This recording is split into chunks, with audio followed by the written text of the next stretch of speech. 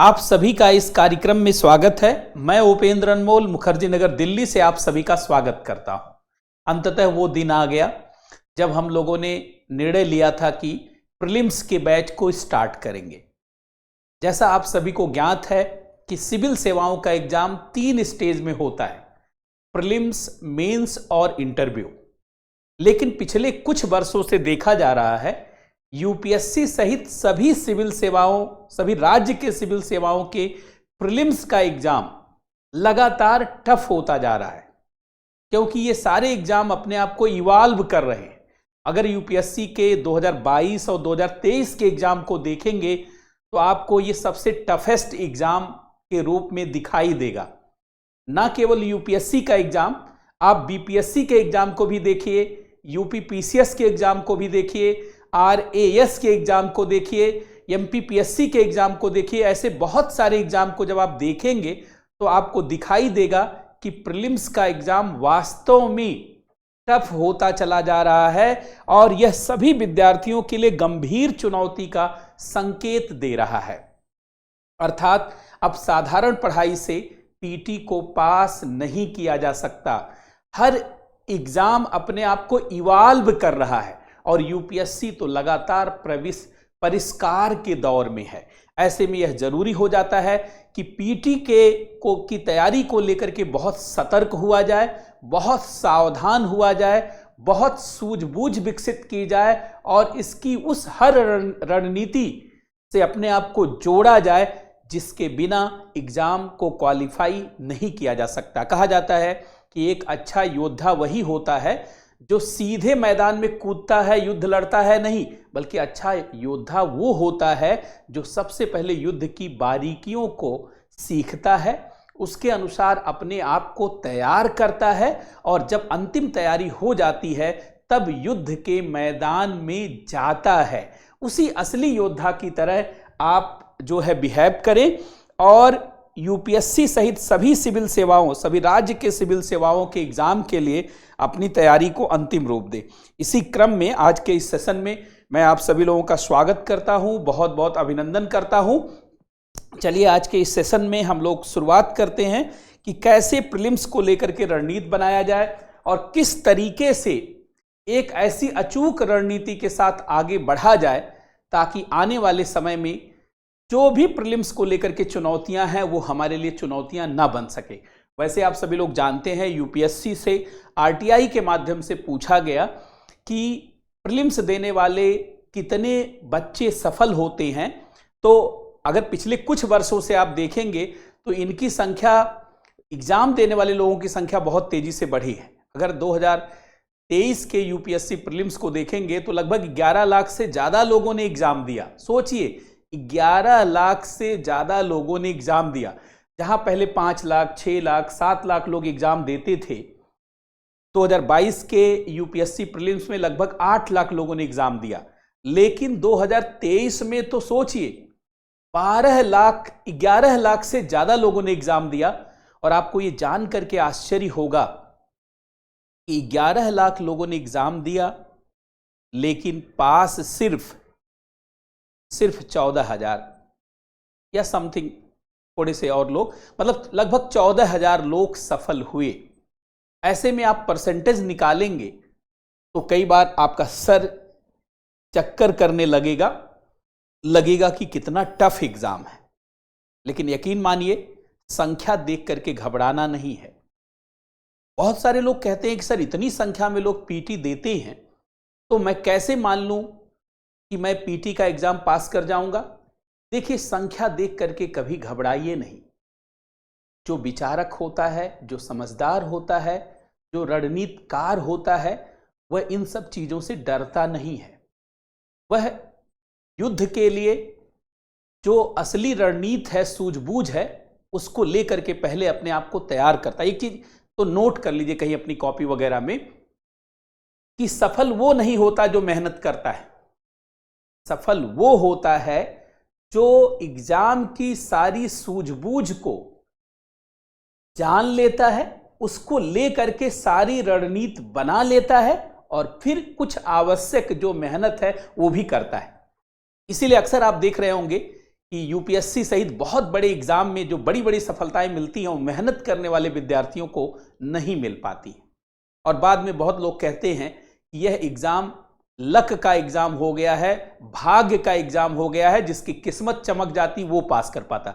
वस्तुतः वो दूसरे पक्ष को नहीं देखते कि जब इतना अधिक कंपटीशन बढ़ गया है कि एक एक नंबर सफलता असफलता को निर्धारित कर रहा है, तो ऐसे में केवल मेहनत से आप कैसे आगे बढ़ सकते हैं। अगर पूरे देश में देखा जाए तो यूपीएससी की तैयारी करने वाले लोगों में भी 6-7 लाख लोग निरंतर पढ़ाई करते हैं, और उनकी अगर टोटल पढ़ाई जोड़ी जाए तो 6-7-8 घंटे से ज्यादा ही पढ़ाई होती है, लेकिन फिर भी सफलता उनके हाथ नहीं लगती। लेकिन एक चीज मैं बता दूं, जैसे 11 लाख लोगों ने 2023 के यूपीएससी में एग्जाम दिया, लेकिन इसमें से रियल जो फाइटर हैं वो मात्र 45 से 50 हजार लोग ही हैं। क्योंकि बहुत सारे लोग यूपीएससी का फॉर्म भर देते हैं, लेकिन ये मानते नहीं कि मेरी सफलता होगी, मैं सफल होऊंगा। कहते हैं बस मैंने भर दिया, बाकी तो स्टेट एग्जाम में सफल होंगे। सोचिए ऐसे आधे अधूरे मन वाले लोगों को कैसे एक फाइटर माना जा सकता है। इसी तरीके से जो लोग यूपी पीसीएस का एग्जाम देते हैं, जो लोग बीपीएससी का एग्जाम देते हैं बिहार में, जो लोग झारखंड में जेपीएससी का एग्जाम देते हैं, एमपी में एमपीपीएससी का एग्जाम देते हैं, राजस्थान में आरएएस का एग्जाम देते हैं, वो भी कई बार यही कहते हैं कि मैंने तो बीपीएससी का फॉर्म भर दिया है, लेकिन मैं तो एसएससी निकालूंगा, दरोगा बनूंगा, सब इंस्पेक्टर बनूंगा, राजस्थान में पीएसआई का एग्जाम दूंगा। सोचिए, फॉर्म कुछ भर रहे हैं और सोच कुछ रहे हैं। जिसके स्वप्न का जागरण ही नहीं हो पाया है, वो काहे की सफलता प्राप्त करेगा। सबसे पहले डॉक्टर कलाम कहते थे, सबसे पहले स्वप्न का जागरण होना चाहिए, और स्वप्न के जागरण के माध्यम से स्वयं का जागरण होना चाहिए। पहले स्वयं ये लगना चाहिए कि मैं सफल होऊंगा, कुछ भी परिस्थितियां रहें, कैसी भी परिस्थितियां रहें, मेरी सफलता को कोई रोक नहीं सकता। ये आपके लिए एक अमृत वाक्य बन जाना चाहिए। क्योंकि धीरे धीरे जब आप कोई कमिटमेंट करते हैं तो धीरे धीरे पूरे हमारे शरीर में भी उसी तरीके की चेतना, उसी तरीके का एक एटीट्यूड बनने लगता है। हमारा पूरा हाव भाव, पूरा जेस्चर उसी तरीके से डायमेंशन बनाने लगता है। और यकीन मानिए, धीरे धीरे पूरा ब्रह्मांड की शक्तियां भी अलाइनमेंट में आ जाती हैं, और वो भी हमारा सहयोग करने लगती हैं। ये सारा खेल सिर्फ मेहनत का नहीं है। ये कहा जाता है बड़ी सफलताओं में 60% सफलता के लिए आपकी मनः स्थिति, मन का जागरण और स्वप्न के प्रति जो आपकी ललक है वो सहायक होती है। और इसीलिए जिनका स्वप्न जागृत नहीं हो पाया है, जिनका स्वयं का जागरण नहीं हो पाया है, वो सफलताएं नहीं प्राप्त कर पा रहे हैं। डॉक्टर कलाम कहते थे, लगातार वो बोलते थे, स्वप्न वो नहीं होते हैं जो रात में देखे जाते हैं, स्वप्न वो होते हैं जो सोने नहीं देते हैं। जब पढ़ाई के बिना मन ही ना लगे, सोचिए आपका स्वप्न जागृत हो चुका है, जैसे लगे कुछ छूट रहा है, कुछ खींच रहा है, जैसे लगे कि किसी ने मेरे प्राण को जैसे लगता है खींच लिया, हर लिया है। जब ये भाव आए तब सोचिए आपका स्वप्न जागृत है। और आपका जागरण कब है? जब 5-6-7 घंटे पढ़ने के बाद लगे कि अरे मैंने तो कुछ पढ़ा ही नहीं, कोई थकावट ही ना आए, कुछ भी अलग ना लगे, सब कुछ आनंद जैसा लगे, तो सोच लिए एक विद्यार्थी के रूप में आपका जागरण हो गया है। मैं किसी भी एग्जाम की सफलता के लिए ये कम से कम 4-5 चीजें मैं निर्णायक मानता हूं। सबसे पहला, अगर आप यूपीएससी में सफल होना चाहते हैं या किसी भी स्टेट पीसीएस में भी, सबके लिए यही सेम फार्मूला है। यूपीएससी में अगर आप सफलता चाहते हैं या कोई भी स्टेट पीसीएस में, स्टेट सिविल सर्विसेज में, आइदर वो कोई भी सिविल सर्विसेज हो, सबसे पहले सफलता जो सूत्र है, कैसे पता चलेगा आप सफल होंगे, इसका एक सूत्र है। सबसे पहला, आपके स्वयं का जागरण हो, स्वयं का जागरण, स्वयं का जागरण होना चाहिए। और स्वयं का जागरण इतने आसानी से नहीं होता कि आपने सोच लिया कल से जागरण, इसके लिए भी महीने, 2 महीने, 3 महीने तो लग ही जाते हैं। वो रिदम आ जाना चाहिए आपके अंदर, आपके बॉडी में, आपकी भावनाओं में, आपका पूरा चरित्र, व्यक्तित्व ही ऐसा हो जाना चाहिए कि उसके बिना लगी जैसे कुछ कम लग रहा है, जैसे कुछ खोया हुआ है। उस तरीके का एक एटीट्यूड, उस तरीके का एक व्यक्तित्व है, एक चरित्र है, अर्थात एक ऐसा व्यक्तित्व है।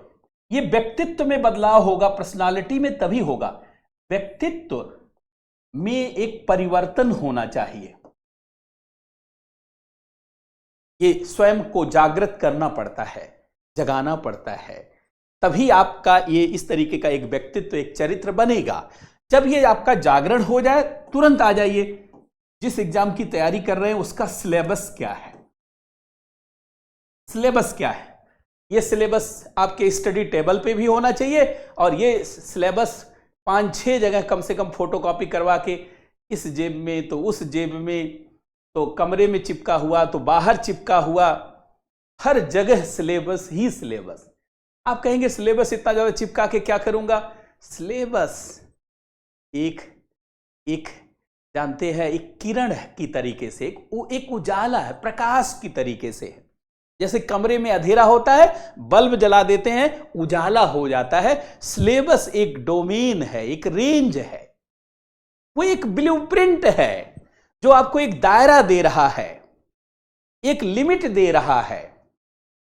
तो सिलेबस 10 बार कम से कम जाते, 10 बार पर डे पढ़िए। 10 बार पढ़ने में कोई टाइम थोड़ी लगता। पीटी का सिलेबस अभी मैं दिखाता हूं, 10 बार पढ़िए। और मैं मानता हूं जिस स्टूडेंट को सिलेबस नहीं याद है वो फ्रॉड स्टूडेंट है, फ्रॉड है, स्टूडेंट के नाम से घूम रहा है। सिलेबस तो याद होना। एक स्टूडेंट ने मुझसे कहा सर सिलेबस कैसे याद होगा? अरे हमने कहा क्यों, सिलेबस कोई 1000 पन्ने में है क्या? पीटी का सिलेबस 1-2 पन्ने में है, मेंस का सिलेबस भी 2-4 पन्ने में है, और क्या है? सिलेबस क्यों नहीं याद होना चाहिए जी? तो सिलेबस, दूसरे नंबर पे आपको सिलेबस याद होना चाहिए। 10 बार रिवीजन करिए, पर डे गुनगुनाइए। आप यही सिलेबस जानते हैं, आपकी प्रार्थना है, आपकी पूजा है, आपकी अजान है, या आपका मंत्र है, आपका यही सब कुछ है। इसको साधारण मत जानते मानिए। भारतीय परंपरा में कहा गया है कि जिस भी चीज को बार बार दोहराया जाता है वो मंत्र हो जाता है। तो सिलेबस। इसके बाद तीसरा जानते हैं जो पक्ष है, तीसरा previous year question paper. Previous year question paper, ये 10 बार कम से कम इसका पूरा प्रीवियस ईयर का क्वेश्चन पेपर, जिस भी एग्जाम की तैयारी कर रहे हैं, मान लीजिए यूपीएससी की तैयारी कर रहे हैं तो पिछले 10-12 वर्षों का प्रश्न 10 बार, पीटी मेन सब याद होना चाहिए। ये एक दिन में तो नहीं होगा, धीरे धीरे पर डे करते करते पूरा, जैसे हम लोगों को सारा पेपर याद है, खाली यूपीएससी ही नहीं, लगभग सारे स्टेट पीसीएस जितने भी उत्तर भारत का है जहां मैं पढ़ाने जाता हूं सबका याद है।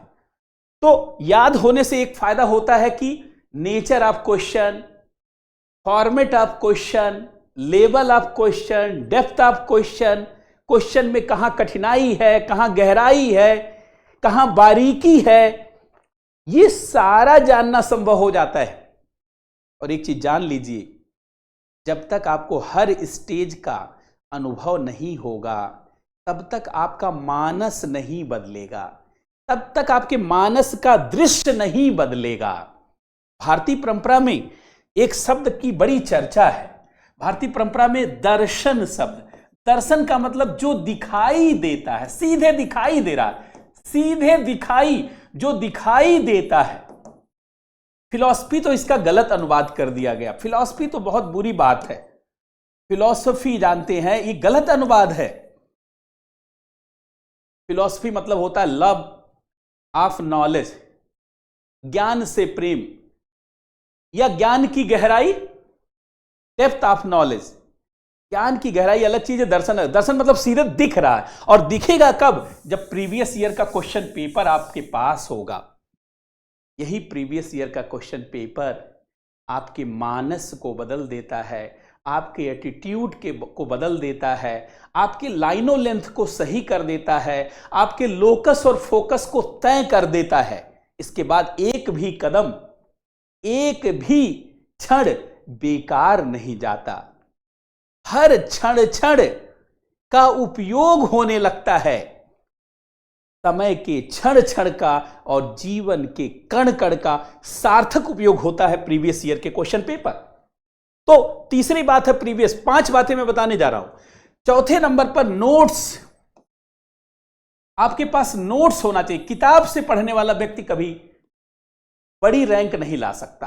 किताब से पढ़िए, किताब पढ़ने को मैं मना नहीं कर रहा हूं, आप एनसीईआरटी पढ़िए, आप कुछ आवश्यक किताब लगता है वो भी पढ़िए, किसी का क्लास नोट भी पढ़िए, लेकिन एक अपना नोट्स बनाइए, सेल्फ मेड नोट्स।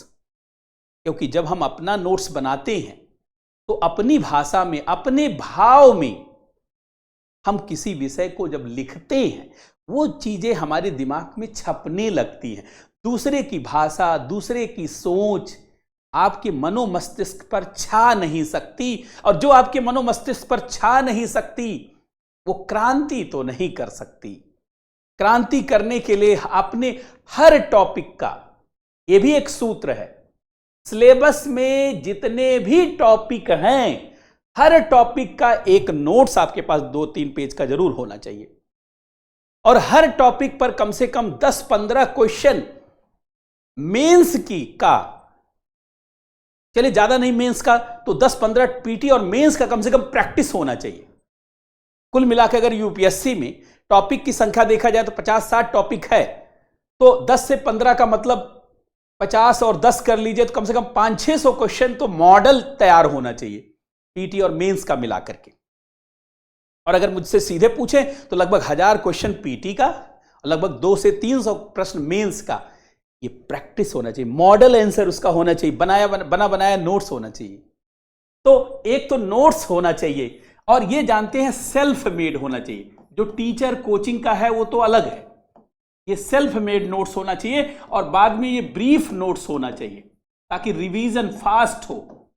तो ये चौथा सूत्र है कि भैया नोट्स होना चाहिए। 5वां सूत्र है कि रिवीजन एंड प्रैक्टिस, बार बार रिवीजन, बार बार रिवीजन, बार बार रिवीजन। रिवीजन कम से कम 10 बार कंटेंट का रिवीजन होना चाहिए। 10 बार से नीचे तो मैं मान ही नहीं सकता कि आपके दिमाग में छाएगा। और प्रैक्टिस के लिए मॉक टेस्ट, प्रैक्टिस के लिए मॉक टेस्ट किसी कोचिंग का जानते हैं, जो आजकल तो मार्केट में बहुत अच्छी अच्छी टेस्ट सीरीज है, और किसी भी कोचिंग का, और किसी कोचिंग को करने की जरूरत नहीं है, मार्केट में ऑलरेडी मिलता है, चाहे तो वहीं से काम चला सकते हैं। 25-30 पेपर उसका जानते हैं, लेकर के बैठ जाइए, बाद में उसको प्रैक्टिस कर लीजिए। तो कुल मिला के ये 5 सूत्र तो जानते हैं एकदम पीटी और मेंस दोनों को पास करने के लिए बेहद जरूरी है, ये तो जान लीजिए, ये सूत्र है। अब इसके बाद मैं आज के इस सेशन की शुरुआत करता हूं। देखिए, ये जीएस प्रीलिम्स फाउंडेशन, जरा इस बैच की मैं शुरुआत करता हूं। कुछ बहुत आवश्यक बातों पे आज चर्चा करनी है, क्योंकि पढ़ना तो आसान होता है, पहले जो सूझबूझ है, जो रणनीति है, जो समझदारी है, उसको जानने और समझने की जरूरत है। देखिए, एक चीज तो ध्यान रखिए कि इस पूरी प्रक्रिया में, सिविल सर्विसेज की तैयारी की प्रक्रिया में, सिविल सर्विसेज की तैयारी की प्रक्रिया में कई प्रकार के भ्रम फैले हुए हैं, और ये भ्रम कोचिंग के द्वारा नहीं फैलाए गए हैं, ये भ्रम बहुत सारे विद्यार्थियों ने ही फैलाए हैं। जो विद्यार्थी सफल हो जाते हैं कहते हैं कि मैंने तो कोचिंग किया ही नहीं, मैं तो सेल्फ तैयारी कर रहा था। और कई विद्यार्थी तो और आगे जाके बात करने लगते हैं, कहते मैं नौकरी करता था, 10 घंटे तो नौकरी करता था, बाद में जब घर आता था तो 2-3 घंटे पढ़ाई करके, या कई थोड़ा ज्यादा भी बोल देते हैं कि 6-7 घंटे पढ़ाई करके, अलग से मेहनत करके हमने सारा काम किया और फाइनली सेलेक्ट हो गया, जबकि वो किसी न किसी कोचिंग में एडमिशन उनका था। उन्होंने पहले वहां से अनुभव गेन किया था, लेकिन पता नहीं क्यों आने वाले विद्यार्थियों के सामने इतना स्मार्ट बनना चाहते हैं, रील बनाना चाहते हैं, अपना यूट्यूब चैनल चलाना चाहते हैं, इसके चक्कर में सही बात बोल ही नहीं। अच्छा, कुछ नए विद्यार्थी जो बिल्कुल नए हैं वो सोचते हैं सच में ये बात सही है। जैसे कोचिंगों का जो रिजल्ट आता है और सारी रैंक कोचिंग में दिखने लगती है, तो बहुत सारे नए विद्यार्थी सोचते हैं कि वास्तव में ये सारा सही रिजल्ट, सारा फेक रिजल्ट है। फेक का मतलब कई बार उस कोचिंग का नहीं है, पैसा दे के बुला लिया गया है, खरीद लिया गया है, स्टूडेंट खुद बिकने के लिए तैयार है। अब उसमें कोचिंग की बुराई तो मैं क्या करूं, मैं तो यहाँ 19 सालों से मुखर्जी नगर में देख रहा हूं और 5 साल आईआईटी में भी पढ़ाने के दौरान कि कई बार कोचिंग वाले अप्रोच नहीं करते, स्टूडेंट स्वयं अप्रोच करते हैं किसी के माध्यम से। तो कोचिंग की भी बुराई करके क्या फायदा। और ये जो सिलेक्टेड कैंडिडेट हैं ये कुछ ज्यादा ही स्मार्ट हो गए। आप कहेंगे आप विद्यार्थियों की आज आलोचना कर रहे हैं, मैं अपने मन की बात कर रहा हूं, मैं किसी का आलोचना नहीं कर रहा हूं, इसलिए किसी का नाम नहीं ले रहा हूं। हजारों जानते हैं, अनुभव है मेरे पास, कम से कम सैकड़ों नहीं हजारों इसलिए कि हर साल का जानते 50 60 70 अनुभव है। और खाली दिल्ली का नहीं, राजस्थान का भी, बिहार का भी, यूपी पीसीएस का भी, एमपी पीएससी का, तो हमारे पास तो 200-300 अनुभव हर साल जुड़ते हैं कि कई विद्यार्थी एक साथ कई कोचिंगों में अपना रिजल्ट दे देते हैं, सबसे मिलके पैसा ले लेते हैं। फिर ऐसे बात करेंगे जैसे दार्शनिक सुकरात यही थे, कहेंगे मैंने तो कभी कोचिंग देखा नहीं, कोचिंग से कोई विशेष फायदा नहीं होता। ठीक है, फायदा नहीं होता, लेकिन है कि कोचिंग का भी कुछ अपना एक महत्व है। अगर आप महाभारत में देखिए तो कौरवों पांडवों ने कोचिंग की थी, एकलव्य ने कोचिंग नहीं की थी, लेकिन एकलव्य तब भी बहुत पारंगत हो गया था। एकलव्य ने सेल्फ स्टडी की थी, अभी वो पारंगत हो गया था। लेकिन जिन्होंने कोचिंग की थी वो खराब हो गए थे क्या? जिन्होंने द्रोणाचार्य से कोचिंग ली, अर्जुन बहुत बड़ा धनुर्धर, भीम, युधिष्ठिर, या खुद आप देखिए दुर्योधन को ही, तो ऐसा नहीं कि कोचिंग लेने, खुद कर्ण ने कोचिंग लिया था, भीष्म पितामह ने कोचिंग लिया था, परशुराम जी से लिया था कोचिंग। कोचिंग लेना हमेशा गड़बड़ नहीं होता, कोचिंग से कोई विरोध नहीं करना चाहिए। कोचिंग के विरोध से क्या फायदा? अरे भाई, कोचिंग कम से कम 4-5 चीज तो करता ही है। अगर कोई सही कोचिंग है, सही टीचर है, तो कम से कम एक तो कोचिंग से पहली बात तो डिसिप्लिन हो जाता है, पढ़ने का एक रोज पढ़ना है एक क्लास। कोचिंग से दूसरा एक इन्वायरमेंट मिलने लगता है, एक वातावरण भी मिलने लगता है, पढ़ाई करना। तीसरी बात, कोचिंग से सिलेबस भी जानते हैं कंप्लीट हो जाता है, थोड़ा कम थोड़ा ज्यादा, लेकिन हो तो जाता ही है। कोचिंग से एक आइडिया भी हो जाता है कि पिछले वर्षों में क्या प्रश्न आए, सूझबूझ भी आ जाती है। साथ में कोचिंग करने वाले लोगों में भी कुछ लोग अच्छे मिल जाते हैं, दोस्त मित्र भी मिल जाते हैं। कोचिंग चलिए ठीक है, आपकी सफलता में कुछ नहीं तो 10% की भूमिका तो कोचिंग रखता ही है। और अगर कोई बहुत क्रांतिकारी टीचर है और बहुत कोई क्रांतिकारी कोचिंग है, तो हो सकता है आपकी पूरी सफलता को ही निर्धारित कर दे। इसलिए लेकिन आज के दौर में मैं कोचिंग के पक्ष में बोलूंगा, 10 आदमी हमारे खिलाफ लिखेगा। मैं कोचिंग का पक्ष नहीं ले रहा हूं, मैं सही गाइडेंस की बात कर रहा हूं। गाइडेंस की बहुत वैल्यू होती है। अगर आप महाभारत में ही देखें तो दुर्योधन के पास बहुत बड़ी सेना थी और भगवान कृष्ण से भी उसने चतुरंगी सेना मांग लिया था। तो उसके पास अपनी 100 भाई कौरवों की सेना, भगवान कृष्ण की चतुरंगड़ी सेना, और बहुत बड़े बड़े महारथी भी उसके पास थे, भीष्म पितामह, द्रोणाचार्य, कुलगुली, कृपाचार्य, महारथी कर्ण, स्वयं दुर्योधन। इतना सारा मटेरियल इकट्ठा कर लिया था दुर्योधन ने और कौरवों ने, इसके बाद भी सफल नहीं हुआ क्योंकि उसके पास सही गाइडेंस नहीं था। पांडवों के पास छोटी सी सेना थी, पांडव स्वयं 5 लोग थे, कम लोग थे, लेकिन उनके पास गाइडेंस बहुत बेहतर था। भगवान कृष्ण का गाइडेंस था, मटेरियल कम था, सेना कम थी, लोग कम थे, लेकिन गाइडेंस बेहतर होने के कारण महाभारत में जीत किसकी होती है? जिसके पास ज्यादा मटेरियल था।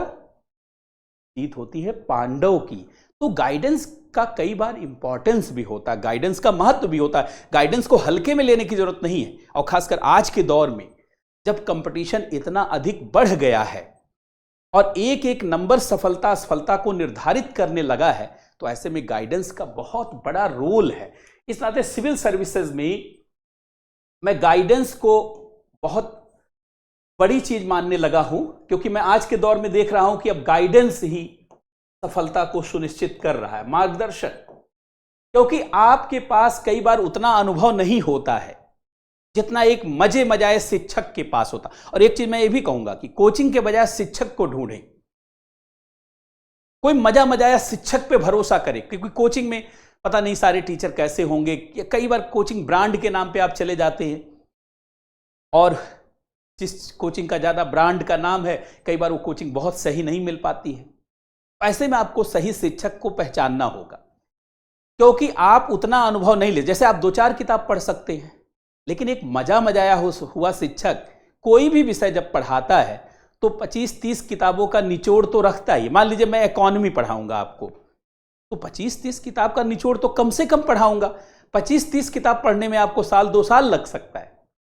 मान लीजिए मैं आपको जनरल साइंस पढ़ाऊंगा, आप 1-2 किताब पढ़ सकते हैं, एनसीईआरटी पढ़ सकते हैं, लेकिन आप क्या 25-30 किताब पढ़ पाएंगे? क्योंकि हमने 19 साल तक पढ़ाया है मुखर्जी नगर और देश के विभिन्न भागों में, और 500 से अधिक बैच पढ़ाया है, और लगभग मार्केट में जितनी भी किताब है सबको पढ़ा है। सारी किताब लिखने वाले भी भेजते हैं, पब्लिशर भी भेजते रहते हैं किताब, तो हर किताब को देख लेते हैं कि इसमें क्या अलग है क्या नहीं अलग है।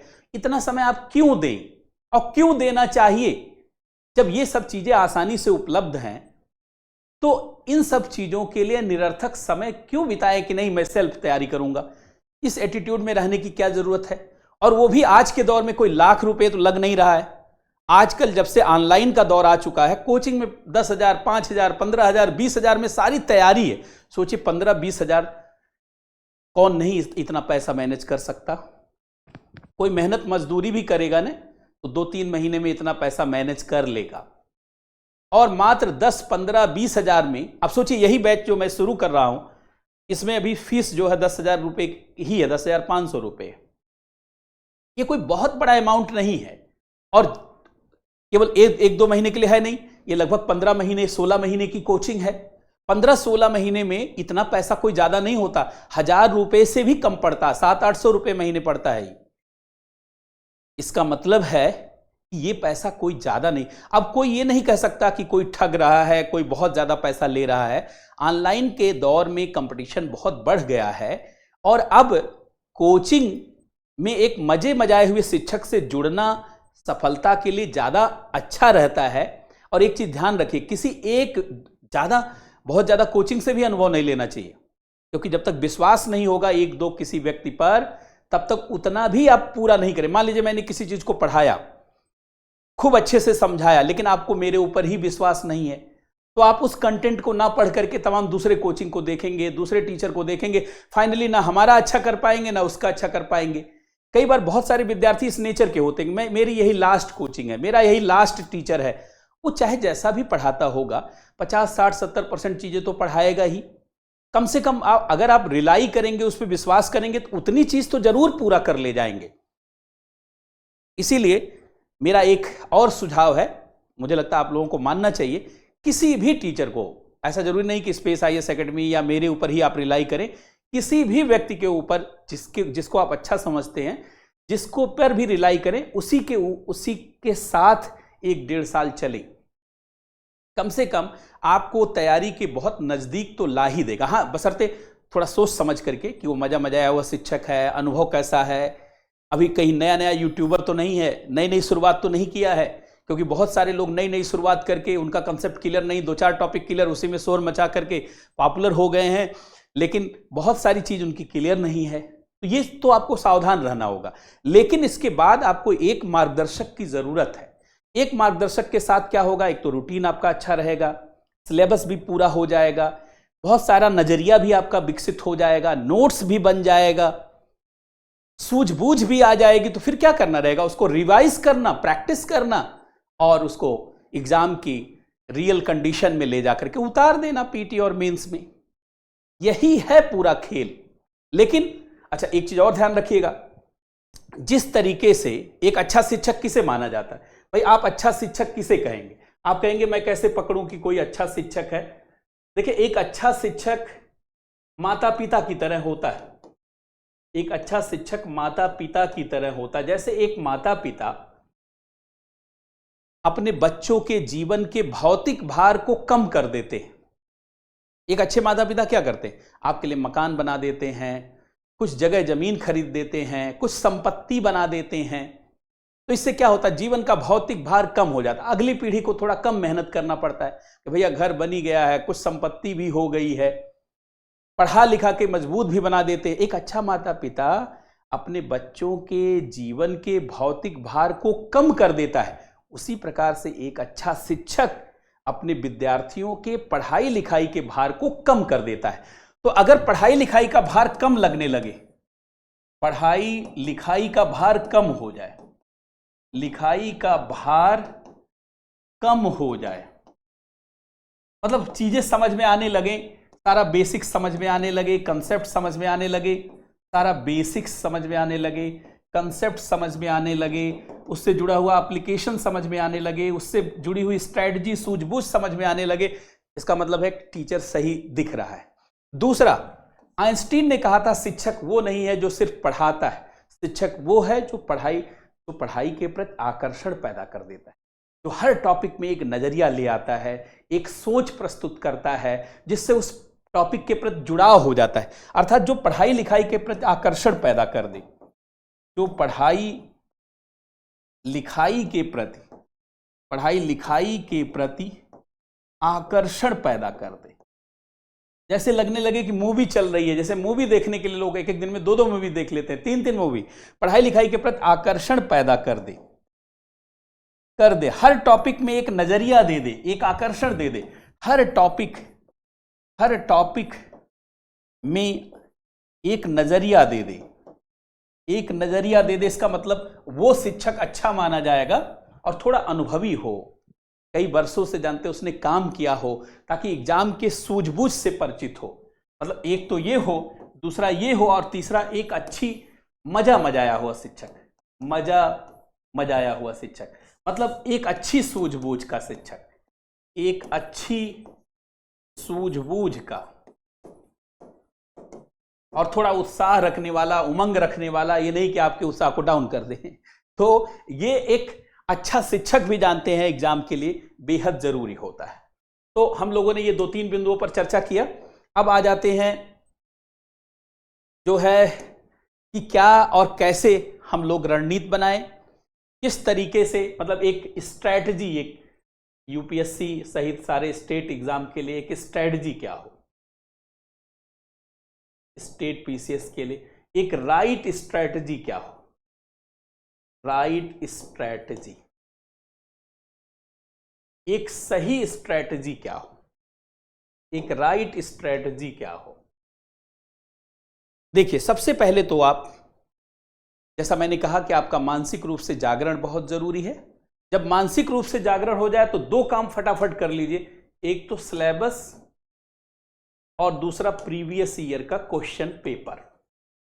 पहले तो इसको छान डालिए।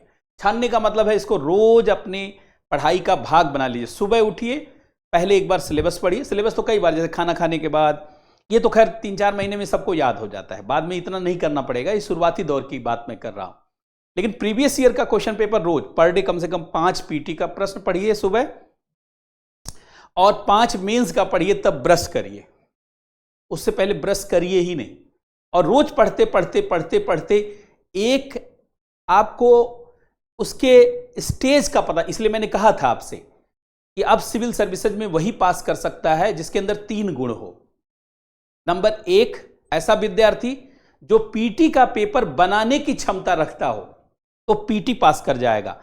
मेंस के पेपर को जांचने की क्षमता रखता हो तो मेंस पास कर जाएगा। और इंटरव्यू में किसी अभ्यर्थी में क्या सिविल सर्विसेज के गुण हैं, यह परखने की क्षमता आ जाए कि किसी व्यक्ति में प्रशासन की कितनी सुसंगतता है, कितनी उपयुक्तता है, कितना कैंडिडेट फेवरेबल है एडमिनिस्ट्रेशन के लिए, यह जांचने की क्षमता जिसमें आ जाए, वो सिविल सर्विसेज को जरूर पास कर जाएगा, यूपीएससी सहित सारे स्टेट पीसीएस को पास कर जाएगा। लेकिन ऐसी क्षमता कब आएगी? जब यह पढ़ाई विद्यार्थी के स्तर पर ना किया जाए, शिक्षक के स्तर पर किया जाए। अर्थात ये विद्यार्थी बनकर के मत पढ़े, ये विद्यार्थी बनकर के ना पढ़े, शिक्षक बनकर के पढ़े। शिक्षक बन करके जैसे किसी को बताना है। इसीलिए मैं कहता हूं कि जब भी कोई चीज पढ़ें तुरंत चर्चा करें, आधे घंटे में, 1 घंटे में, या दिन में कहीं किसी से चर्चा करें कि मैंने क्या पढ़ा, अपने मित्रों से, दोस्तों से। अगर मित्र दोस्त ना मिले तो अपने भाई बहन से ही चर्चा करें, और भाई बहन ना मिले तो माता पिता भले पढ़े लिखे ना हो, उनसे चर्चा करें कि मैंने ये पढ़ा, ये पढ़ा, ये पढ़ा। एक माहौल जन्म दे दें, एक इन्वायरमेंट ऐसा खड़ा कर दें कि माता पिता भी सुनने लगें कि अच्छा भाई क्या हुआ। आप कहेंगे देखिए ये मैंने पढ़ा मॉडर्न हिस्ट्री, ये देखिए तिलक जी का रोल था होम रूल मूवमेंट में, भारतीय राष्ट्रीय कांग्रेस में। बताइए, उनको समझाइए, क्योंकि पढ़ने से उतना कई बार चीजें नहीं समझ में आती, दिमाग में नहीं बैठती जितना बताने से आती। तो सबसे पहले पढ़ें, पढ़ने के बाद उसकी चर्चा करें। चर्चा करने के बाद देखें कि कोई बिंदु हमसे छूट गया क्या बताने में, दोबारा रिकॉल करें कि क्या क्या पॉइंट हमसे छूट गया था, दोबारा उसको पढ़ें। और फिर अगर चर्चा किसी समझदार व्यक्ति के साथ कर रहे हैं, मित्रों दोस्तों के साथ समान पढ़ाई करने वाले, तो उससे भी कुछ इनपुट आएगा, उसको भी जोड़ें। और फाइनली एक ब्रीफ नोट्स बना लें, क्योंकि पहली बार जब पढ़ाई करेंगे तो कुछ कुछ पॉइंट आपको निकल कर आएगा, लेकिन 3-4, इसलिए कहा जाता है नोट्स कभी पहली पढ़ाई पर नहीं बनाया जाता, क्योंकि पहली पढ़ाई पर अगर नोट्स बनाएंगे तो हर पॉइंट इंपॉर्टेंट लगता है। एक तरीके से आप दूसरी किताब बना देंगे, एक क्लास नोट से दूसरा क्लास नोट बना देंगे। कम से कम 4-5 बार पढ़ेंगे, तब आपको विषय की गहराई पता चलेगी, कौन सा पॉइंट इंपॉर्टेंट है, कौन सा नहीं है, कौन सा पॉइंट लिखने लायक है, कौन सा नहीं। तो 4-5 रिवीजन से पहले तो नोट्स बनाए ही नहीं। और जब इस तरीके से आप चलेंगे तो पहली बात तो ये आपकी मेमोरी में, दिमाग में बैठ जाएगा। जैसे ये दिमाग में बैठ जाएगा, फिर दूसरे नंबर पे क्या करना है, बुक्स और एनसीईआरटी की रीडिंग करना है। ये उसके लिए मैं बता रहा हूं जो कोचिंग नहीं करता है। कई बार कोचिंग करता है तो टीचर ही एनसीईआरटी पढ़ा रहा है, टीचर ही बुक्स पढ़ा रहा है, तो बहुत ज्यादा इधर उधर करने की जरूरत नहीं है। पहले जो क्लास नोट है उसी को फॉलो कर लीजिए, क्योंकि क्लास नोट भी तो आखिर एनसीईआरटी पढ़ करके, कुछ बुक्स पढ़ करके ही तो पढ़ाया जा रहा है। देखिए एनसीईआरटी, तब भी एनसीईआरटी आपको पढ़ना है, लेकिन एक बार टीचर के माध्यम से चीजें पढ़ लेंगे तो उसमें भी जागरण। बहुत विद्यार्थी स्वयं से एनसीईआरटी पढ़ते हैं और कई बार उससे अच्छे चीजों को निकाल नहीं पाते, क्योंकि जब तक ज्ञान की गहराई नहीं होगी तब तक एनसीईआरटी में भी तमाम छिपे हुए गहरे ज्ञान को आप समझ ही नहीं पाएंगे। ऐसा थोड़ी कि एनसीईआरटी पढ़ करके लोग एनसीईआरटी समझ जाते। बहुत सारे कोचिंग वाले कहते हैं एनसीईआरटी पढ़ करके आइए समझ। अरे एनसीईआरटी वो क्या समझ लेगा स्टूडेंट? एनसीईआरटी तो पहले एक लेवल का ज्ञान हो जाए तब एनसीईआरटी की। हाँ, एनसीईआरटी पढ़ना क्यों जरूरी है? क्योंकि एनसीईआरटी जैसी भाषा में ही प्रस्तुतिकरण करना होता है जनरल स्टडी का, इसीलिए एनसीईआरटी। अच्छा, साथ में एनसीईआरटी से क्वेश्चन सीधे आते हैं। कुछ क्वेश्चन ये मान करके चलें कम से कम 15-20% क्वेश्चन एनसीईआरटी से ही आते हैं, तो 15-20% क्वेश्चन में बढ़त मिल जाएगी, इसलिए एनसीईआरटी पढ़ना होता है। दूसरा, एनसीईआरटी इसलिए पढ़ना होता है क्योंकि एनसीईआरटी के लेवल पे जो लैंग्वेज है उसी टाइप के लैंग्वेज का प्रयोग करना है, भाषा का, साधारण शब्दों का प्रयोग करना। क्योंकि एनसीईआरटी 6वीं, 7वीं, 8वीं, 9वीं, 10वीं, 11वीं, 12वीं तक की है, तो 12वीं के लेवल तक की भाषा जो है वही जनरल स्टडी की भाषा है। एनसीईआरटी कोई 13वीं की होती नहीं, 14वीं की होती नहीं, 15वीं की होती नहीं। 15वीं की एनसीईआरटी पढ़ेंगे, पहली बात तो होती नहीं, लेकिन 15वीं की अगर एनसीईआरटी या किताब पढ़ेंगे तो आपकी भाषा का लेवल एकेडमिक लेवल पे हो जाएगी भाषा, फिर जनरल स्टडी की भाषा नहीं होगी। इसीलिए अधिकतर चीजों की एनसीईआरटी कहा जाता है 10वीं तक का पढ़ें। जैसे साइंस की एनसीईआरटी 10वीं तक, इकोनॉमी की एनसीईआरटी में भी कहा जाता है 10वीं तक, एक आध एनसीईआरटी 12वीं का कर लीजिए, 11वीं 12वीं का। मतलब एनसीईआरटी एक तो 15 से 20% क्वेश्चन वहां से मिलता है, सारा नहीं। ये मत समझिएगा कि एनसीईआरटी से क्वेश्चन आ जाता है, ये भी मार्केट में एक बड़ा भ्रम फैला हुआ है। वो तो जब आप पढ़ेंगे तब आपको आइडिया लगेगा।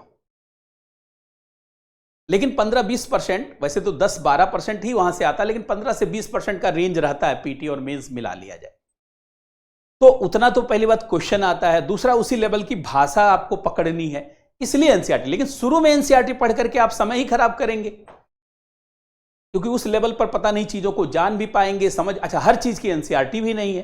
एनसीईआरटी तो केवल हिस्ट्री, ज्योग्राफी की ही प्रॉपर एनसीईआरटी है। थोड़ा बहुत पॉलिटी का है, इसलिए पॉलिटी में लक्ष्मीकांत किताब को सब लोग पढ़ना जरूरी बताते हैं। कम से कम लक्ष्मीकांत पढ़ेंगे तो पूरा जान जाएंगे, एनसीईआरटी से पूरा होगा नहीं। अच्छा, इकोनॉमी में एनसीईआरटी उस लेवल की नहीं है जो आपके काम की चीजें हैं, उसके लिए हम ही लोगों का नोट्स आपको ट्रेस करना। और साइंस एंड टेक्नोलॉजी की कोई एनसीईआरटी है ही नहीं, जनरल साइंस की एनसीईआरटी है। वो भी जनरल साइंस की एनसीईआरटी में सारे एस्पेक्ट कवर नहीं है, अपडेटेड नहीं होता। क्योंकि हम लोग जिस स्तर पे देखिए, सिविल सर्विसेज में केवल ज्ञान का होना महत्वपूर्ण नहीं, अपडेटेड ज्ञान का होना महत्वपूर्ण है। इस नाते बुक्स और एनसीईआरटी पढ़ें और नोट्स बनाएं, ये दूसरा स्टेप है कि पढ़ें और उसको तुरंत नोट्स में कन्वर्ट करें, नोट्स में कन्वर्ट करें और फिर उसका रिवीजन करें, प्रैक्टिस करें। ये तीन पहलू तो आपको कवर करना ही पड़ेगा। लेकिन कैसे पढ़ें, किन चीजों को पढ़ें, तो जरा इस चीज को ध्यान दें। देखिए, पूरे जीएस की पढ़ाई को दो भागों में बांट लें, दो भागों में बांट लें। एक स्टैटिक जीएस, सब लोग जानते हैं, एक स्टैटिक जीएस का जो पार्ट है, स्टैटिक जीएस में क्या है, हिस्ट्री है, पॉलिटी है, इकोनॉमी है, ज्योग्राफी है, जनरल साइंस है, या इसी को साइंस एंड टेक्नोलॉजी भी कह सकते हैं, क्योंकि आजकल साइंस एंड टेक्नोलॉजी के सवाल आने लगे। तो स्टैटिक पार्ट जो जीएस का है, इसमें कम से कम ये 5 पार्ट तो आता ही है सारे एग्जाम की। अगर यूपीएससी का देखेंगे तो इन्वायरमेंट, इकोलॉजी और कल्चर भी आता है। ये स्टैटिक जीएस का पार्ट हो गया। इसके अलावा जो डायनेमिक जीएस है, जो डायनेमिक जीएस है, इसके अंदर करंट अफेयर आता है, इसके अंदर करंट अफेयर्स पूछा जाता है। और एक चीज जान लीजिए, यही सबसे बड़ी मुसीबत है। पहले अगर ये तैयार नहीं है तो करंट अफेयर किसी काम का नहीं। बहुत सारे विद्यार्थी क्या करते हैं, रोज अखबार पढ़ते हैं, रोज मैगजीन पढ़ते हैं और एक भी सवाल उनसे सही नहीं होता। ये सारा बेकार चला जाता है। करंट अफेयर वही स्टूडेंट पढ़ सकता है जिसको स्टैटिक पूरा कंसेप्ट क्लियर है। जैसे अगर आपको फंडामेंटल राइट नहीं पता है तो करंट में उसे पढ़ करके क्या कर लेंगे? क्या कोई ऐसा सवाल अब आता है जो सीधे सीधे हो? खासकर यूपीएससी में तो बिल्कुल नहीं आता। अब ऐसे सवाल आते हैं कि एक पार्ट हो सकता है करंट अफेयर के किसी तथ्य से जुड़ा हो, फिर दूसरा पार्ट, तीसरा पार्ट हो सकता है उसी टॉपिक के किसी गहरे कंसेप्ट से जुड़ा हो, और कोई चौथा पार्ट हो सकता है कि सतही कंसेप्ट से जुड़ा हो, ताकि लगे कि 2-3 पार्ट आ रहा है और एक पार्ट नहीं आ रहा, कुल मिला के आपका क्वेश्चन गलत हो जाए। यही तो तरीका है बनाने का। तो अब आपको यह पढ़ने से सीधे कोई फायदा है नहीं, अर्थात इस पार्ट को पढ़ने से सीधा कोई फायदा नहीं। सबसे ज्यादा पहले फोकस करना होगा। देखिए, इसी का ये 70-80% वेटेज इसी का है, इसी का ये वेटेज 70-80%। पहले इसको रवा करिए, इसको धुआं करिए, इसको एकदम साफ कर दीजिए।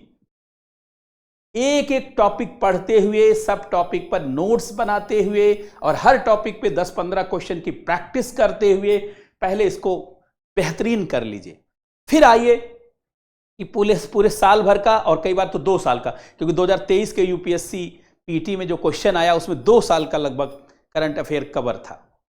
तो लगभग 1-2 साल का करंट उठाइए और फिर देखिए कौन कौन सा टॉपिक चर्चा में। जैसे मान लीजिए स्पेस टेक्नोलॉजी उठाया आपने, और पिछले 2 साल का आपने देखा कि क्या क्या मिशन, क्या क्या अभियान, और फिर उस टॉपिक पर आ गए कि स्पेस टेक्नोलॉजी क्या है, कैसे शुरुआत हुई, कैसे कैसे कार्यक्रम हुए, रिवाइज कर लिया। मतलब करंट से उस टॉपिक को जोड़ करके, कनेक्ट करके अपने कंसेप्ट को अपग्रेड किया जाता है। सिविल सेवा में सबसे बड़ी बात है कि ज्ञान का होना महत्वपूर्ण नहीं है, अपडेटेड ज्ञान का होना महत्वपूर्ण है। अर्थात आपका ज्ञान अद्यतन होना चाहिए, समसामयिक ज्ञान तक, मतलब आदि से लेकर के आज तक कि जब सारी जानकारी होगी और भविष्य में होने वाले घटनाओं के बारे में भी जब पता होगा, तब अब यूपीएससी में आप कुछ बड़ा कर पाएंगे, अदरवाइज बड़ा नहीं कर पाएंगे। इस नाते स्टैटिक पार्ट पर जी जान लगा दीजिए और अपनी पढ़ाई का कम से कम 6 से 7 घंटा, अब 6 से 7 नहीं, 8 घंटा कम से कम इस पर दीजिए। और इस पर जो है आधी से 1 घंटा दीजिए बस। पर डे, इससे ज्यादा समय देने की जरूरत नहीं है। बाकी लास्ट का जो 2 महीना एग्जाम जब निकट आ जाता है तब इसको पूरा देखिए और इसको कनेक्ट करिए, इससे कनेक्ट करिए और देखिए कि करंट में जो चीजें चर्चा में हैं उससे जुड़े हुए हमारे टॉपिक कितने तैयार हैं। और अगर ये करने में आप सक्षम हो जाते हैं तो इसी को कहा जाता है कि आपके अंदर इंटर डिसिप्लिनरी अप्रोच आ गया, अर्थात जितने भी विषय आपस में कनेक्टेड हैं अंतः विषयक दृष्टिकोण विकसित हो गया। अंतः विषयक दृष्टिकोण अर्थात एक विषय को कैसे दूसरे विषय के साथ कनेक्ट किया जाए। कई बार कोई चीज करंट में है तो उससे ये टॉपिक जुड़ा, ये टॉपिक जुड़ा, ये टॉपिक जुड़ा, ये टॉपिक जुड़ा, ये टॉपिक जुड़ा, तो आप जब ये कैलकुलेशन करने लगेंगे कि ये घटना है और इससे इतने टॉपिक जुड़े हुए हैं, ये सवाल बन सकता है, वो सवाल, तो ये क्या हो गया? ये विद्यार्थी जैसा पढ़ाई नहीं है, ये टीचर जैसी पढ़ाई है। कि मान लीजिए आपको क्वेश्चन पेपर बनाने के लिए दिया जाए तो आप कैसे एक अच्छा क्वेश्चन बना सकते हैं, जब ऐसा डिस्कशन आप करने लगेंगे इसका मतलब अब आपके अंदर वो क्षमता विकसित हो गई है जिस क्षमता की जरूरत है, जिसकी जरूरत जानते सिविल सेवा को। बात समझ रहे हैं? Are you getting my point? इसका मतलब है कि ऐसी स्थिति में आप एक रियल कैंडिडेट माने जाएंगे, एक अच्छे विद्यार्थी माने जाएंगे। बात समझ रहे हैं? एक अच्छे विद्यार्थी माने जाएंगे और आपका क्लेम होगा जो है यूपीएससी के सिलेक्शन में। अच्छा, अब अगर देखिए खासकर यूपीएससी में अगर देखा जाए तो यूपीएससी में 2 पार्ट है। एक जीएस का क्वेश्चन आता है, 100 क्वेश्चन आते हैं, 200 नंबर का ये होता है, और दूसरा सीसेट है, इसमें 80 क्वेश्चन आता है और ये केवल पासिंग मार्क है, इसमें 27 क्वेश्चन आपको सही करना होता है। ये भी 200 नंबर का है, ये भी 200 नंबर का है। एक तरीके से इसमें आपको 27 क्वेश्चन सही करना, तब 67 नंबर आपका आ जाएगा, क्योंकि 33% नंबर लाना है, तब 67 मार्क्स आ जाएगा आपका। तो 67 नंबर इसमें लाना। आजकल विद्यार्थी देखा जा रहा है इसी वाले में फेल हो जा रहे हैं, बहुत अच्छे अच्छे विद्यार्थी सीसेट में फेल हो जा रहे हैं, जबकि सीसेट में अगर सही रणनीति हो तो आप फेल नहीं हो सकते। इसमें मैथ, रीजनिंग, कंप्रीहेंशन, मूलतः यही पार्ट हैं जो प्रिवेल करते हैं। और 27 क्वेश्चन बहुत ज्यादा नहीं होता, लेकिन अगर सूझबूझ रणनीति रहेगी तभी इसको कर पाए। खैर स्टेट पीसीएस में तो यही एक पार्ट है और जीएस ही फाइनल मेरिट डिसाइड करता है। तो आप जीएस का जो पार्ट है, अगर यूपीएससी में आप देखिए, खासकर अगर ये 2023 का देखिए तो 2023 में अप्रॉक्सीमेटली 92 मार्क्स के आसपास मेरिट गई।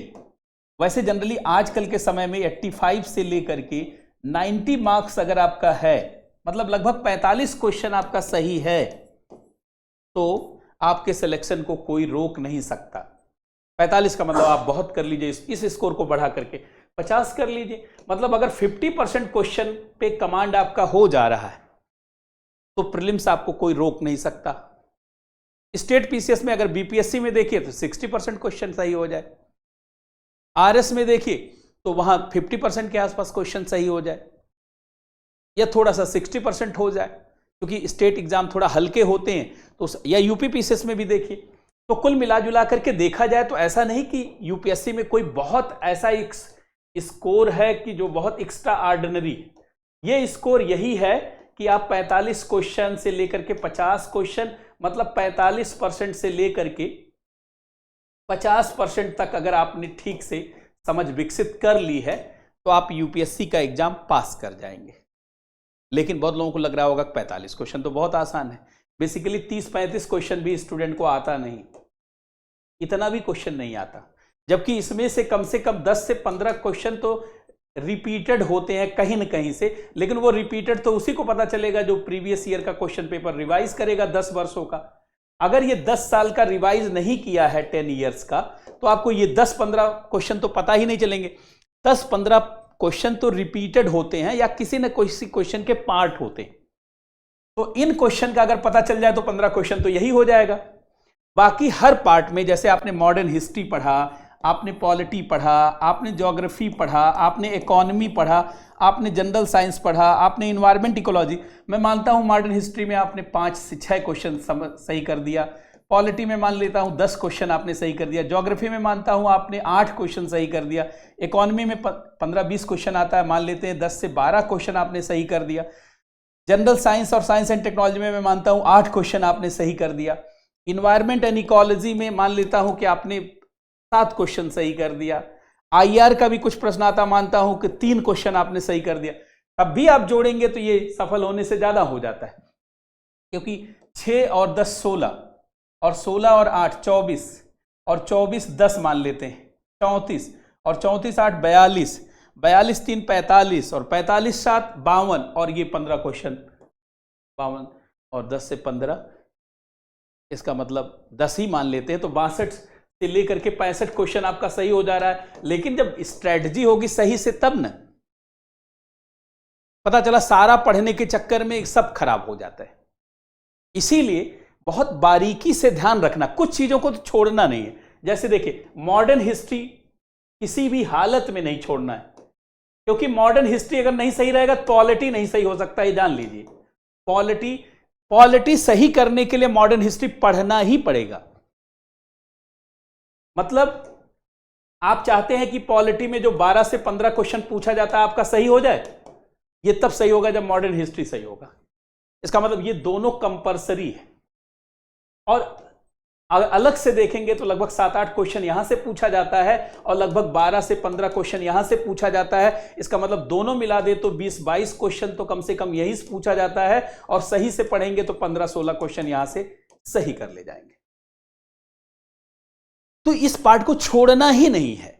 अच्छा, अगर खाली आप मैपिंग ज्योग्राफी की देखिए, ज्योग्राफी में जैसे मैपिंग का पार्ट है, अगर मैपिंग को बहुत सही कर लें आप, इंडियन ओशन की मैपिंग, एशिया की पूरी मैपिंग कर लें, भारत की पूरी मैपिंग कर लें, और इधर प्रशांत महासागर, सागरों का आजकल कर लें क्योंकि सागरों में बहुत सारा इस समय कोलोनाइजेशन हो रहा है, तो कम से कम मैपिंग सही करने से 2 से 3 क्वेश्चन तो मैपिंग से सही हो जाएगा। और इंडियन ज्योग्राफी को ठीक से पढ़ लेंगे कायदे से, अगर मानसून भी पढ़ लिया, मिट्टियां पढ़ लिया, उद्योग पढ़ लिया, सिंचाई के साधन पढ़ लिए जिसपे सरकार काम कर रही है, तो इंडियन ज्योग्राफी से भी कम से कम आपका 2 से 3 क्वेश्चन तो सही हो जाएगा कम से कम। और वर्ल्ड ज्योग्राफी आपने ठीक से पढ़ लिया तो कम से कम आप ये मान के चले यहां भी 2-3 क्वेश्चन कर लेंगे, तो हम कम ही माने तो ये 6 क्वेश्चन तो यहीं सही हो जा रहा है। और ज्योग्राफी नहीं सही होगा तो आईआर के पार्ट से जो सवाल पूछे जाते हैं, इंटरनेशनल, पहली बात तो इंटरनेशनल करंट नहीं सही हो पाएगा, इंटरनेशनल करंट ही नहीं सही होगा आपको। इंटरनेशनल करंट और इंटरनेशनल इंस्टीट्यूशन, मतलब इंटरनेशनल रिलेशन वाले जो कम से कम 5-6 क्वेश्चन आते हैं ना, ये 5-6 क्वेश्चन आते ये, और इसमें से 5-6 में से आप 3 क्वेश्चन तो सही कर ही ले जाएंगे, कुल मिला के यहीं से जानते 9 क्वेश्चन आपने निकाल दिया। तो आप देखिए पीछे आपने इतना क्वेश्चन निकाल दिया, 15 से 16 क्वेश्चन निकाल दिया, और इसमें 9 क्वेश्चन और जोड़ दीजिए, और हम कम ही माने इसको, तो ये क्या हो गया, 24 क्वेश्चन आपका यहां सही हो गया। और पिछले 10 साल का पेपर रिवाइज अगर आपने किया है तो 15 क्वेश्चन वहां से, तो ये 24 और 15 40 तो अभी पहुंच गए, 39 तो पहुंच गए। जबकि अभी आपने इकोनॉमी नहीं, बजट से डायरेक्ट क्वेश्चन 6-7 पूछे जाते, बजट और इकोनॉमिक सर्वे दोनों मिला दीजिए, तो डायरेक्ट जानते क्वेश्चन इतने पूछे जाते हैं, और इसको सही से पढ़ लेंगे तो कम से कम 3 से 4 क्वेश्चन तो यहीं सही हो जाएगा। और इकोनॉमी के बेसिक्स से जो क्वेश्चन पूछे जाते हैं, ये तो खैर आजकल बहुत पूछे जाते हैं, 10-12 क्वेश्चन से कम नहीं पूछे जाते, और सही से पढ़ लेंगे तो कम से कम 7-8 क्वेश्चन तो यहीं से कर ले जाएंगे। और हम 3 मान लें और 7 मान लें तो 10 क्वेश्चन यहां से बढ़ गया, 39 पहले सही हो गया था, 49 हो गया आपका क्वेश्चन। जबकि अभी जनरल साइंस बाकी है, इन्वायरमेंट इकोलॉजी बाकी है। अब जनरल साइंस और साइंस एंड टेक्नोलॉजी के खाली सारे मिशन पता हो, Chandrayaan 3, solar Aditya mission, XPoSat या जो भी साल भर का, तो कम से कम 4-5 क्वेश्चन तो आप यहीं सही कर ले जाएंगे, और जनरल साइंस के 2-3 क्वेश्चन कर ही ले जाएंगे, लगभग 7 क्वेश्चन यहां से निकल आया। तो 7 क्वेश्चन का मतलब इसमें 7 जोड़ दीजिए तो ये देखिए 56 क्वेश्चन हो गया। अभी इन्वायरमेंट एंड इकोलॉजी बचा। अब इन्वायरमेंट इकोलॉजी में बायोस्फीयर रिजर्व है, टाइगर रिजर्व है, नेशनल पार्क है, खाली यही 4-6 चीज पढ़ लीजिए तो 2-3 क्वेश्चन तो यहीं से मिल जाता है, मतलब 60 क्वेश्चन सही हो गया। आप सोच रहे होंगे आपके जोड़ने से हो जा रहा है, जोड़ने से नहीं, बारीकी से। हर चीज पढ़ने के चक्कर में आवश्यक चीज को कहीं ना छोड़ दें। कैल्विन कूलिज ने कहा था कि इस दुनिया में विजेता कौन होता है और हारने वाला व्यक्ति कौन होता है। विजेता वह व्यक्ति होता है जो अपनी अच्छाइयों, अपनी कमजोरियों को जानते हुए अपने अच्छाइयों पर फोकस करता है। Winners are those person who recognise their limitation but focus on their strength, but the losers are the person who know their strength but focus on their limitation. हारने वाले लोग अपनी अच्छाइयों को जानते हैं लेकिन कमजोरियों पे फोकस करते हैं। मोटे तौर पर एक बार सारा सिलेबस पढ़ लीजिए, लेकिन फिर आ जाइए कि हमारा स्ट्रेंथ क्या है। हर स्टूडेंट को पढ़िए सारा, लेकिन बाद में आ जाइए कि भैया नहीं, मॉडर्न हिस्ट्री में पढ़ लूंगा, पॉलिटी में पढ़ लूंगा, मैं मैपिंग कर लूंगा, मैं इंडियन ज्योग्राफी का 7-8 टॉपिक कवर कर लूंगा, इंडियन ज्योग्राफी में बजट पढ़ लूंगा, मैं इकोनॉमिक सर्वे पढ़ लूंगा, और मैं साइंस एंड टेक्नोलॉजी की चर्चित घटनाओं को पढ़ लूंगा, जनरल साइंस को पढ़ लूंगा, मतलब मोटे मोटे तौर पर चीजों का नोट्स बना ले, ताकि ऐसी चीजों में कहीं भी कोई लूप होल ना हो पाए। ध्यान रखिए, कई बार ये सब बेहद जरूरी चीजें हैं। बहुत बहुत धन्यवाद। आप लोगों में से बहुत सारे लोगों का मैं कमेंट नहीं देख पा रहा हूं, एक बार मैं देख लेता हूं। नगमा खातून, बिल्कुल सही सर बोले, धन्यवाद आपको। जितेंद्र राम, सफल बैच जीएस प्रीलिम्स, ठीक है। चंदन कुमार सर आपसे मिलना चाहता, अच्छा ठीक है। ज्योग्राफी ऑप्शनल, अच्छा ठीक है, आप ठीक है, ठीक, समय निकाल दिया जाएगा। विजय कुमार कह रहे हैं कि आपसे पढ़ने के बाद जॉब नहीं भी लगती है तो एक बेहतरीन टीचर बनने का अवसर। हाँ, ये तो है ही है। आज के दौर में जानते हैं, अगर अच्छी समझ है आपके पास तो कोई आपको पीछे नहीं कर सकता, एक चीज जान लीजिए। मुझे लगता है आप मेरी इन सब बातों से जरूर कुछ सहमत हो रहे होंगे। अच्छा, एक चीज बहुत सारे लोग कहते हैं सर कहां से पढ़ा जाए, बहुत सारे स्टूडेंट कहते हैं कहां से करंट अफेयर पढ़ा जाए। ये बड़ा सवाल है और हर विद्यार्थी का ये सवाल रहता है कि करंट अफेयर्स कहां से पढ़ें। अब बहुत लोग सोचते हैं कि मैं इसलिए मैगजीन नहीं बताता क्योंकि वो किसी कोचिंग का मैगजीन है, नहीं।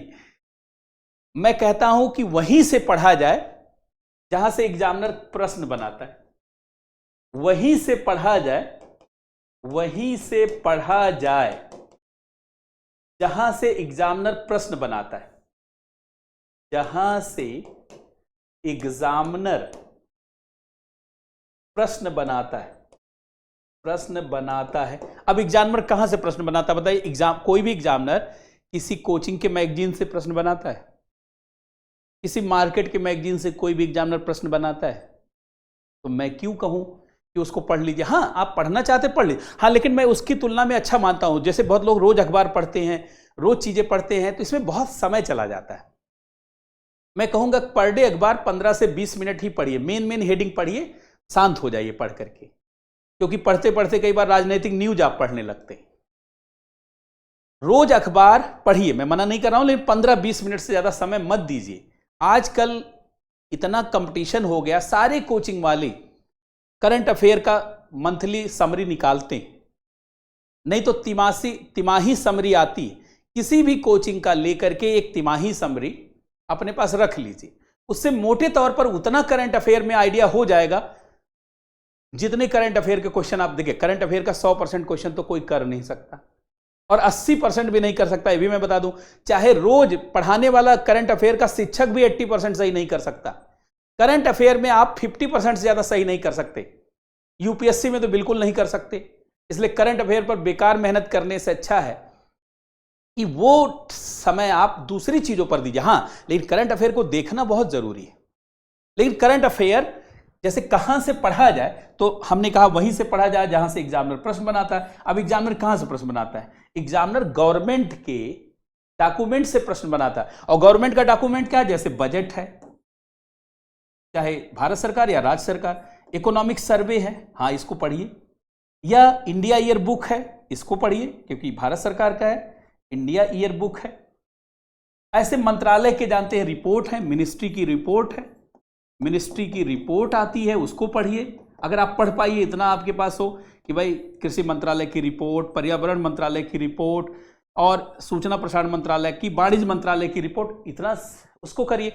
या आप जो है कम से कम योजना कुरुक्षेत्र जो भारत सरकार के किसी न किसी मंत्रालय से जुड़ा हुआ है, इसको पढ़िए।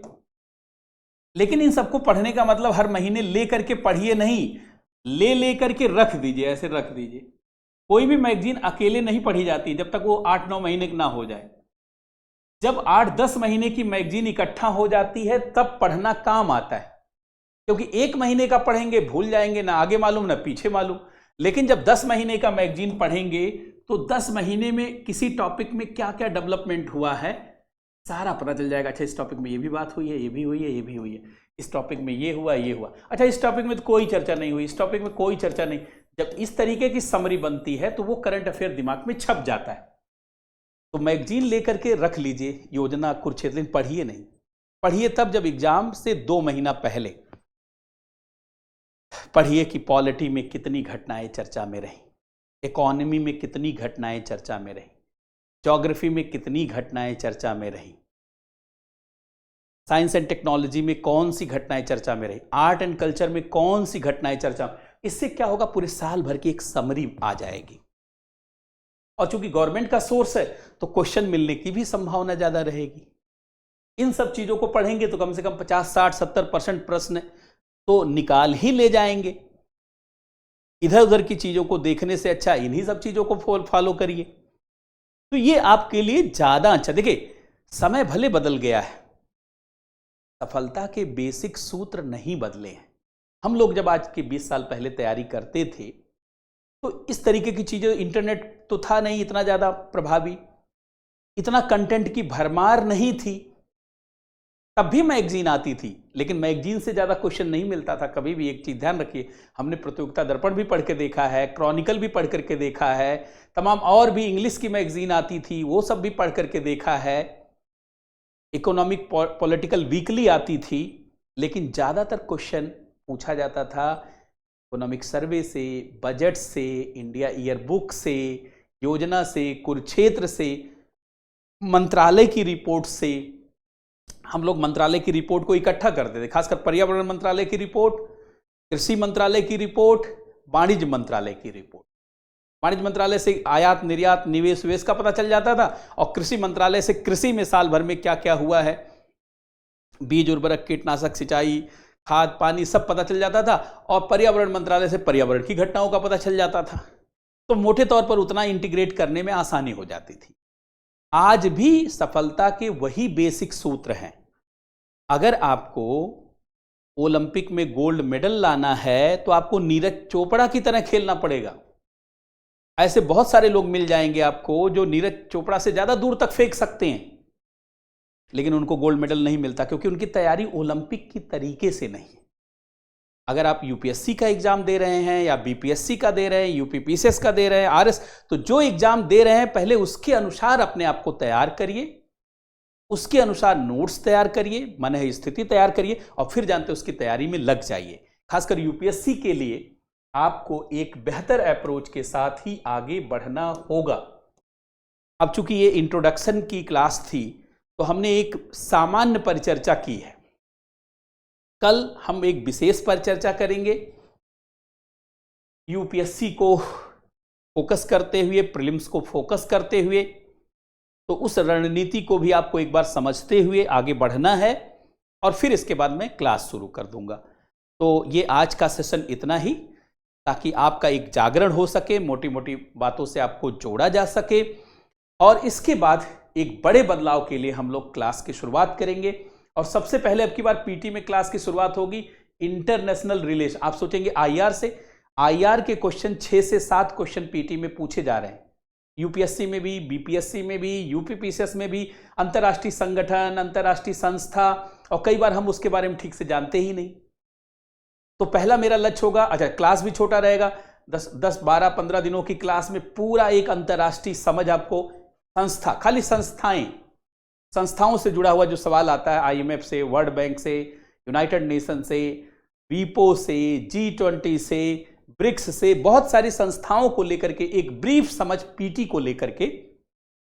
तो पहले मैं आईआर का एक बेसिक्स जो प्रीलिम्स को लेकर उसको करूंगा, फिर जनरल साइंस पर आ जाऊंगा, फिर जनरल साइंस की क्लास चलेगी और उधर तब तक बजट आएगा, तो फिर बजट अर्थात इकोनॉमी के पोर्शन को फिर आगे बढ़ाएंगे। इस तरीके से हम लोग आगे बढ़ेंगे। जो लोग इस बैच के लिए इंटरेस्टेड हैं वो इस बैच में जल्दी से जल्दी एडमिशन ले लें, क्योंकि ये बैच जो है अभी शुरुआती दौर में है, तो शुरुआत में छूट होती है विद्यार्थियों के लिए। तो ये शुरुआत में जो विद्यार्थी इसमें इंटरेस्टेड हैं वो 10,500 में इस बैच से जुड़ सकते हैं। ये बहुत क्रांतिकारी बैच है। इसमें केवल polity, economy, geography, science and technology या जनरल साइंस इकोनॉमी ही नहीं पढ़ाया जाएगा, बल्कि इसमें इन्वायरमेंट इकोलॉजी भी पढ़ाया जाएगा, इसमें आर्ट एंड कल्चर भी पढ़ाया जाएगा, इसमें आईआर का पार्ट भी पढ़ाया जाएगा, इसमें आईआरपीटी के हिसाब से, और इसमें करंट अफेयर का सारा पार्ट पढ़ाया जाएगा। मतलब मोटे तौर पर देखा जाए तो पूरे सिलेबस का हर पार्ट बहुत कायदे से इसके अंतर्गत कवर होगा और आपको पीटी के मुसीबत से काफी हद तक दूर कर देगा। लेकिन अंतिम मुसीबत आप ही दूर कर पाएंगे। जब तक आप रिवाइज नहीं करेंगे, प्रैक्टिस नहीं करेंगे, तब तक जानते हैं पढ़ाई को पूरा नहीं माना जाता। लेकिन हम अपने तरफ से ऐसा कर देंगे स्पेस आईएएस एकेडमी के नेतृत्व में कि आपको दोबारा कोचिंग करने की जरूरत नहीं होगी, किसी और को फॉलो करने की जरूरत नहीं होगी। इतना गारंटी है हम लोगों की तरफ से। इसके अलावा हम लोगों के और भी बैच चल रहे हैं, जैसे अभी ये निबंध का बैच शुरू हुआ है।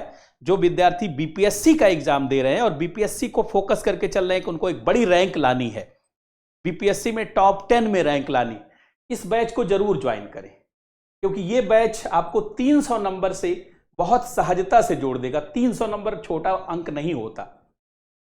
साथ में मैंने ये भी कहा है, जो लोग इस बैच को करेंगे उनको आगे चल करके यूपीएससी में निबंध पढ़ने की जरूरत नहीं होगी, और यूपीपीसीएस में भी 150 नंबर के निबंध पढ़ने की जरूरत नहीं, और यूपीएससी में 250। मतलब बीपीएससी आपने पढ़ लिया तो 300 नंबर हो गया, यूपीएससी का 250 और यूपीपीसीएस का 150।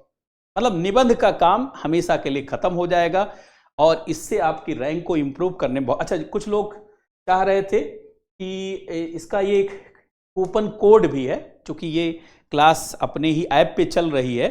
तो ये जिन लोगों ने एडमिशन लिया है अपनी 70th बीपीएससी फाउंडेशन में या अपने यूपीएससी के बैच में लिया है, उनके लिए ये कोड है। ऐसे तो फीस 6500 रुपये शुरुआत में है, लेकिन इसमें से 1000 रुपये और कम हो जाएगी इस कोड का प्रयोग करने से। और बहुत सारे लोग कोड जान नहीं पाते हैं, कई बार उतने पे एडमिशन ले लेते हैं, बाद में कहते हैं सर 1000 रुपये हमारा और ज़्यादा लग गया। तो इसलिए मैं क्लास के अंदर ही बता दे रहा हूँ, ये कूपन कोड है, इसको टाइप कर दीजिए, ऐसे लिख दीजिए ESSAY कंटिन्यूअस, कोई गैप नहीं है, 50। तो आपको 1000 का छूट और मिल जाएगा। मतलब जो ये फीस आपको दिख रही है इसमें भी 1000 कम हो जाएगा, इसमें भी 1000 कम हो जाएगा। इसका मतलब ये फीस हो जाएगी 5500, और 5500 जानते हैं कोई ज़्यादा फीस तो आप वैसे भी नहीं कह सकते, ये बहुत कम फीस है 300 नंबर के लिए, एक बड़ी तैयारी के लिए। तो आप इसका लाभ उठा सकते हैं। इसके अलावा जो लोग 70th बीपीएससी में नहीं जुड़े हैं, वो 70th बीपीएससी का एक पीटी और मेंस का फाउंडेशन बैच चल रहा है। पीटी और मेंस का फाउंडेशन बैच चल रहा है। इसकी फीस तो 30,000 है, लेकिन ये 21,000 में उपलब्ध है। इसमें पीटी और मेंस का कंप्लीट सोल्यूशन, मतलब अगर इस बैच में आप शामिल हैं तो आपको यूपीएससी के फाउंडेशन बैच को भी लेने की जरूरत नहीं है, वो इसी में जानते हैं हो जाएगा। अर्थात इसमें कम, क्योंकि अब तो सारे स्टेट पीसीएस का लेवल बहुत बढ़ गया है, तो ऑलरेडी जो है इसी में पीटी का भी है और मेंस का भी पूरा पार्ट है, और सालों भर का एक कोर्स है। बहुत अच्छे से पढ़ने और एंजॉय करने का अवसर रहेगा। तो मेरा आप सभी लोगों से अनुरोध है कि इन सब बैच में अगर आप जुड़ना चाहते हैं तो जरूर जुड़े। और आज का सेशन इतना ही, इससे आगे हम लोग कल बढ़ेंगे सेम टाइम पर और आगे की चर्चा करेंगे, स्टेप बाय स्टेप इस चीज़ को और आगे बढ़ाएंगे। तो इस सेशन में शामिल होने वाले लोगों के लिए बहुत बहुत धन्यवाद। सबको बहुत बहुत नमस्कार।